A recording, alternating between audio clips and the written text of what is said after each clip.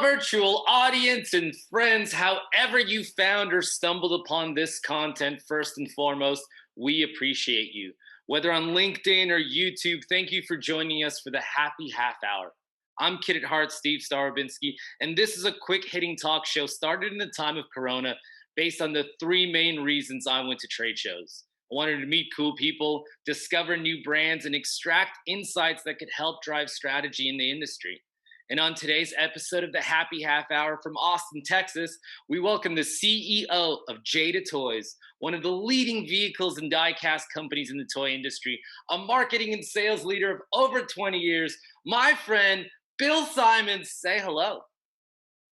Wow. Good morning. Hello. Your introductions are like amazing. I've watched a few of your shows, and I love the energy that you bring. And by the way, that is exactly how we met. Oh, two cool people met at a trade show. I remember it in Hong Kong. That's right. I was a fan of your product line as a consumer and as somebody that grew up in the vehicle aisle. And I just remember I was walking with Greg, and I'm like, oh my God, there's the Jada showroom. We should just walk in and say hi. And we met. Cold calling at its best. Amazing. Well, let's talk about that. Bill, welcome to the show officially. You and I have known each other for close to a decade, and I always found you to be a really good strategist and especially a people pitch person. Anytime I brought a buyer to the showroom, you always in real time customized your pitch and positioned your product appropriately for that retailer. I know this seems obvious, and I even think some buyers will agree that isn't as natural to everyone.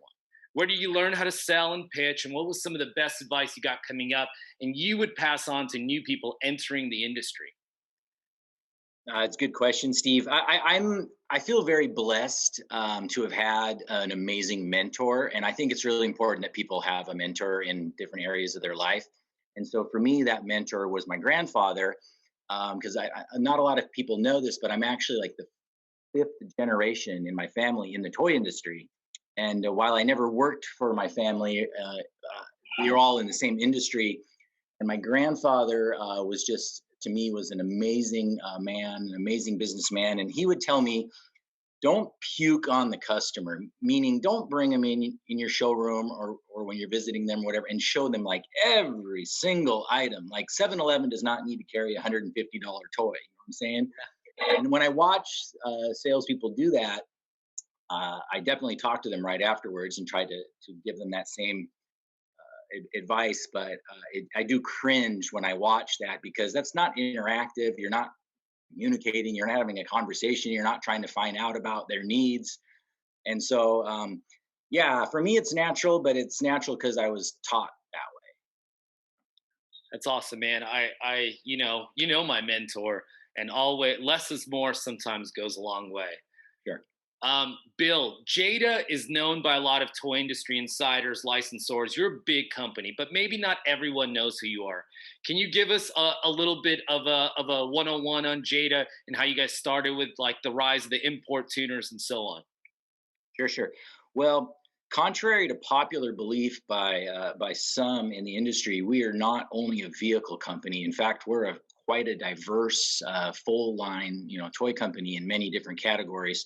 But yes, we are known for vehicles.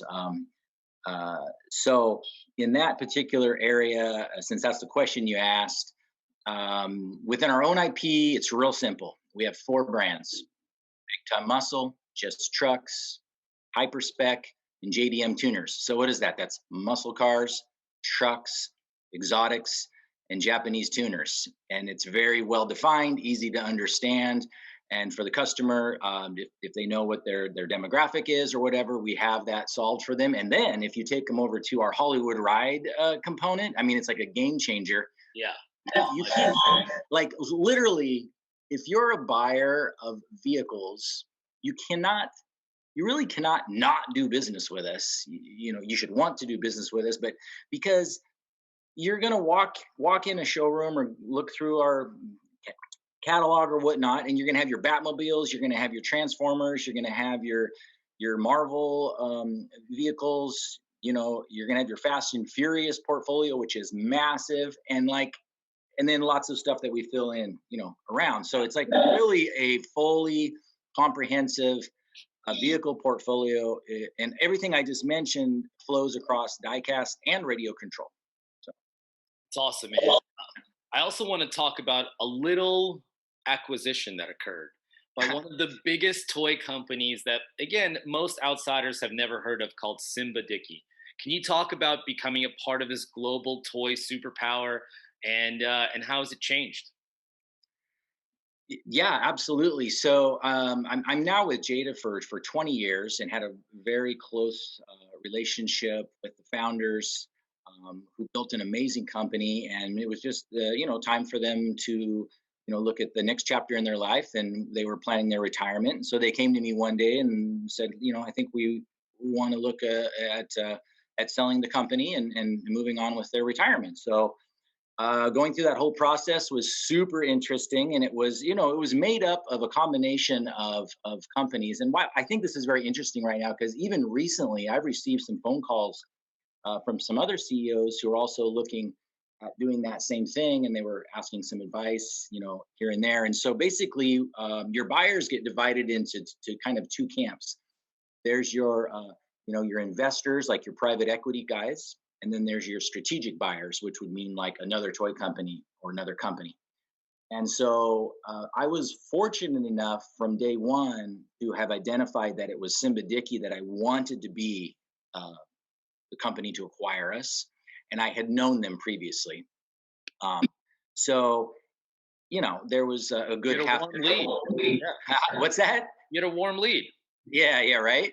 And I mean, toy industry is full of great networking, and it's a big industry, but it's not a big industry. So, Mhm. and anyway, so it was a great opportunity, and they're great people. And what's really interesting about them is that they do allow each and every uh, CEO or managing director of each of their divisions to run their own company. And of course, you have obligations and communications and collaborations and sharing of financials and blah blah blah. But they do let us run our business, which is fantastic. Love it, man. Yeah. Well, 2020 has been called a few different things, but I'm going to go ahead and call it a year of reflection and resiliency. Resiliency. What positive initiatives and shifts have you seen in the general global marketplace that have inspired you personally and made you think positively about retail and marketing in general, Bill?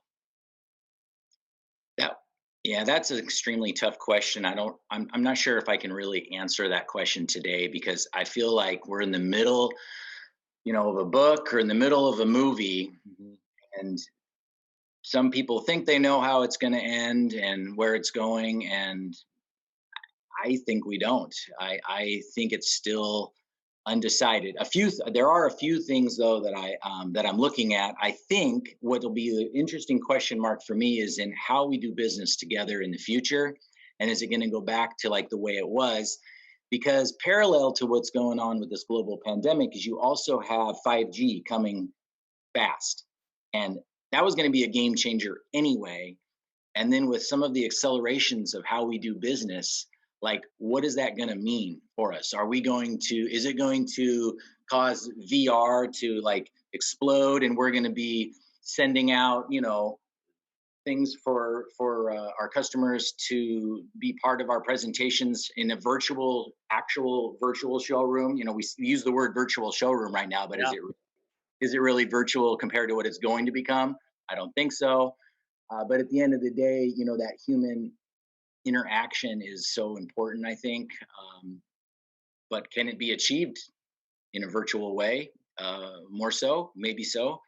Um, as far as the business side of things, I do just feel very blessed and fortunate to be in the category I'm in. I'll just tell you, like, I have a very good friend who runs the West Coast business for a large, I mean, very, very large fitness company, and their main customers are like gyms, uh, you know, hotels, Yeah. college campuses and such like that. It's a bloodbath.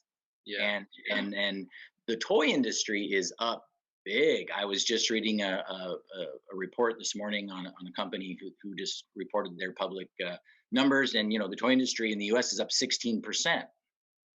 So this industry has done really well because I think families are spending more time together. I Yeah. think there's a lot more interaction in that kind of a way. And then those dollars that are not being spent going to theme parks and sporting events and blah, blah, blah are being spent in other ways. So it's been a positive from that point of view. But yeah, world's changing fast. There is a duality about being an executive in the toy business right now, and it's hard to be happy for you and your company while also being sad for your neighbor. Yeah. I've been seeing that theme a lot, Bill. Yeah. Um, I appreciate your long term perspective, and I'm curious to hear it on sustainability. The elephant in the room in the toy business is that we make a lot of trash. Let's say what it is, and we do have to shift in some ways to participate in this commercial shift that's happening to eco consumerism. What do you think about it? Where do you see it going? Sure. Well, I am from a state that I think is probably stereotyped as being a little bit more concerned about this topic than some others. Being I grew up in Oregon, so I put on my plaid for you today. Nice. Yeah. Nice. Yeah, we do create a lot of trash, don't we? It's a tough one. I do want to speak to that topic a little bit about a project we did do once, where I feel really proud. It didn't start off as being an environmental motivation, but we quickly realized that wow, it really was, and that is that we did a very disruptive thing to the radio control category about 7 or 8 years ago, The battery. where we were the company that invented a USB charging solution for radio control. And what that did is it eliminated the need for batteries. Now, of course, there's a battery included, but you can recharge it like 1,000 times. And I remember when we did the very first presentation to an extremely large retailer, and we had calculated that we were going to eliminate 1.8 million batteries per year just with that one customer.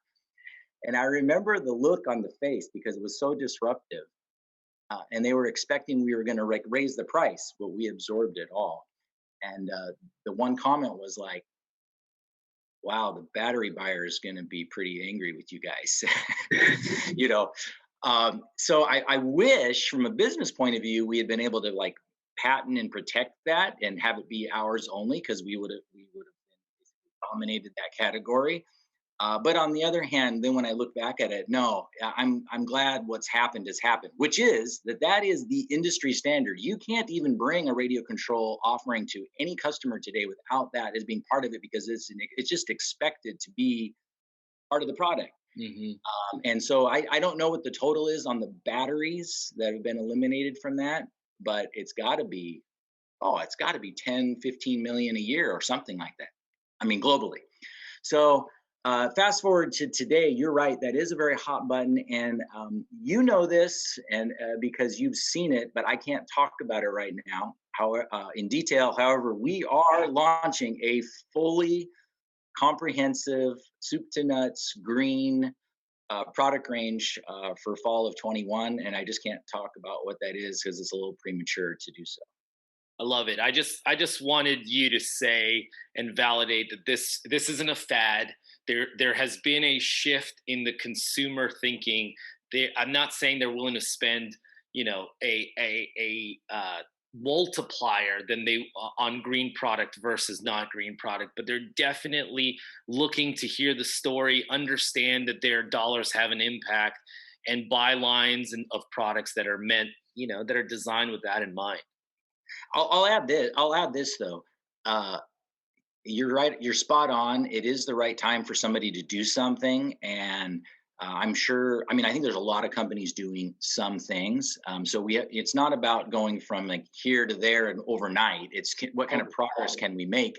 But when we had studied going and doing a fully green line, 6 years ago, it was almost 3 times the cost of not doing a green line. And now, right now, because I am launching one, right? So it's coming in around 50 to 60% more. Now, that's still quite a lot more, but it has come a long way. I mean, 300% is a much different story. So I think as more and more people go into that, it should drive down the costs and get to a point where there isn't a cost difference. And that's what I'd love to see happen. Love it. Amazing insight and quantification, Bill. I'm going to change gears on you and ask you to put your CMO hat on, which you served at Jada before CEO. You've seen the rise of influencers from what may be just an advertising avenue to now faces on their own toy lines, which Jada is a licensee. Shout out Ryan's World. What Yep. is your take on influencer relationships in the toy business and the trend business? And how do you know which one is product worthy? Sure. So, that's just content today is content. It doesn't matter where it's coming from. So, like my quick answer to that is I don't really look at them as different than other types of content. I think they've already arrived, and they're just part of that content world. There are influencers that we collaborate with from a marketing point of view to help drive regular traditional products or even licensed products. There is influencers that we are a licensee of, where we actually have product lines with their face on the packaging, as you said, and you mentioned one of them, which is Ryan's World. We were part of the very early launch of Ryan's World, and it's been a successful brand for us. And we have another one that we've signed. I can mention it, which is like Nastia. So we will have her in this fall of 21 as well, and a few other toy companies also share in that brand with us. Shout out Ukraine, like Nastia. Wow, her following's amazing. 40 million subscribers, right? Something insane. I think it's even more, but it's just insane. And but yes, I think that's. I think you must follow her with the Ukraine connection, right? Right. I met her dad at Toy Fair. Super nice dude. Oh, that's so cool. That is so cool. Came to my party. Oh, wow, wow. Well, I don't know if you knew we're part of that brand for this coming fall, but we believe in it. It's real. It's not going anywhere. It may get overdone, and because things in our industry do kind of go ditch to ditch, where too much happens at once, and then it becomes overly saturated. So you need to be careful with any license that you're not stepping into a bear trap, and making sure you don't overextend yourself, and make sure your expectations are in line. So, but yeah, I believe in it big time. I have a good feeling about it too, Bill. Bill, I have another really good feeling because it is the final segment of the show and you have made it. Something Yay. we like to call around here the creation of positive energy. All right. It's an opportunity for you to shout out anyone, anywhere in the world for doing a great job in business, in anything, in fashion, in whatever you like that inspires you. Bill Simons, thank you very much. I'm Kid at Heart, Steve Starbinski. The floor is yours, my friend. Okay, so this one's an interesting question. I'm gonna select. I don't want to get into any politics, that's for sure. So I'm going to select someone I've never met before, but it's something more related to a personal interest, a hobby of my own, and that is somebody named Eric Min, Min. And this person is the CEO of a company called Zwift. Have you ever heard of Zwift? No, not yet. Yeah, so Zwift is a multiplayer online cycling app where users from all around the world can interact, train, they can compete virtually, racing bicycles, and basically you just buy a smart trainer and hook up your own bike to it with a power meter and a heart rate monitor, or you can buy a smart spin bike with the power meter and a heart rate monitor, and it transfers your body data plus your analytics of like the power output that you're doing onto your avatar, which then determines how fast your bike will go. And so during COVID, it's been amazing because riding out in groups, spitting in the air and breathing each other's molecules maybe is Yeah. not the greatest idea right now. And so it's a great way to still stay in shape and interact with other people, because we all need that human, different kind of a connection. And when you're doing a ride with folks, you can chat and etc. And this company is pretty significant. Look them up. They're quite large and they've won quite a few awards. I think they were ranked the 5th most innovative sports company in all of sporting, and I think NBA was like number 1. So Wow, that's amazing. Eric, please come on to the show. You're going to get a LinkedIn request very shortly. Bill, this is the part where we wave to the camera and say bye. all right, thanks. All right.